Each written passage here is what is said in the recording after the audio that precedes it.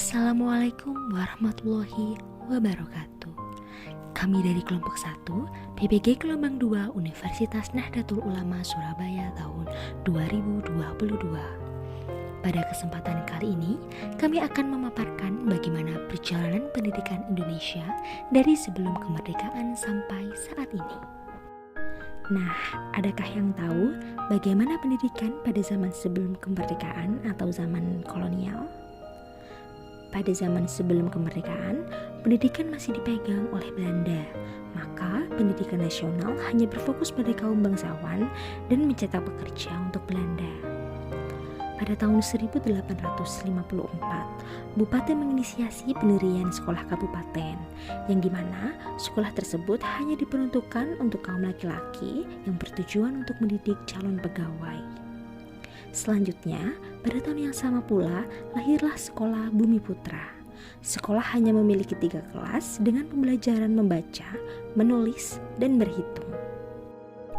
Pada tahun 1920, lahirlah cita-cita baru untuk perubahan radikal dalam dunia pendidikan dan pengajaran.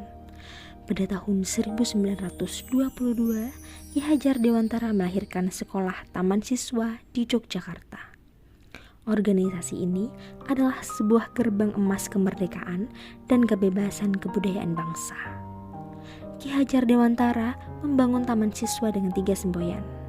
Ing ngarsa sung tulodo, ing madya bangun karso, dan tuturi handayani. Untuk semboyan tuturi handayani sampai sekarang tetap kita gunakan dalam dunia pendidikan di Indonesia.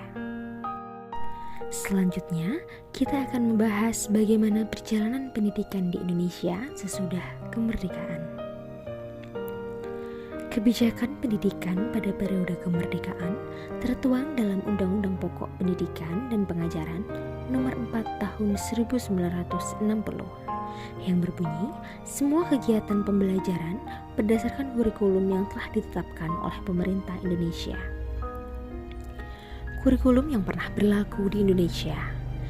Pertama, Rencana Pembelajaran 1947.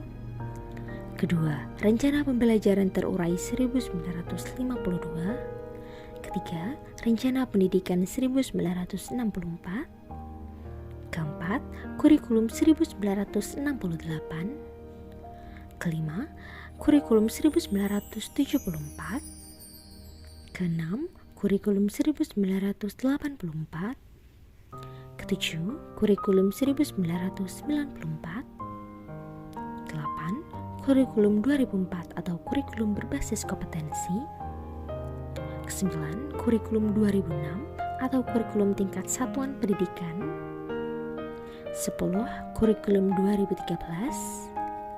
Dan yang terakhir, kurikulum yang sedang saat ini diterapkan di Indonesia, yaitu kurikulum Merdeka. Setelah mengetahui kurikulum yang pernah berlaku di Indonesia, maka terlihat perjalanan pendidikan Indonesia sesudah kemerdekaan, yakni pendidikan lebih bebas karena dipegang oleh pemerintah Indonesia sendiri dan sudah tidak dijajah oleh negara Belanda. Adanya kemajuan iptek yang mendukung maju dan berkembangnya sistem pendidikan di Indonesia hingga saat ini. Adanya pembaruan kurikulum di setiap periodenya. Adanya sekolah formal dan non-formal yang sangat bervariatif. Misalnya homeschooling, playgroup, taman bermain, bimbel, perpustakaan online dan offline. Dan yang terakhir, semakin banyaknya sumber dan media belajar untuk peserta didik. Demikian sudah materi perjalanan pendidikan di Indonesia sebelum kemerdekaan dan setelah kemerdekaan. Kami harap video pembelajaran ini mampu membantu